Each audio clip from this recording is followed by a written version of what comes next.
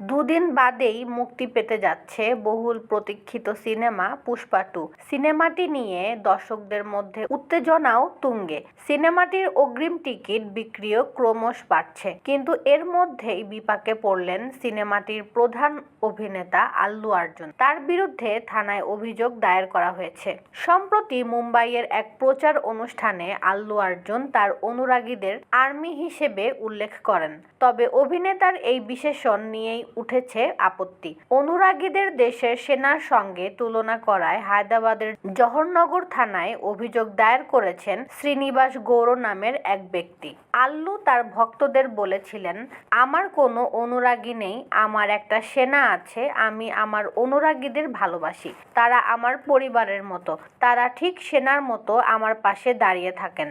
এ ঘটনায় দায়ের করা অভিযোগে শ্রীনিবাস গৌর লিখেছেন, সেনারা সম্মানীয়, তারা আমাদের দেশকে রক্ষা করে, তাই আপনি আপনার অনুরাগীদের আর্মি নামে ডাকতে পারেন না। পরিবর্তে আরও অনেক বিশেষণ রয়েছে যা আপনি ব্যবহার করতে পারেন। তবে অভিযোগ দায়ের হওয়ার পর এখন পর্যন্ত আল্লু অর্জুনের পক্ষ থেকে কোনো আনুষ্ঠানিক প্রতিক্রিয়া পাওয়া যায়নি।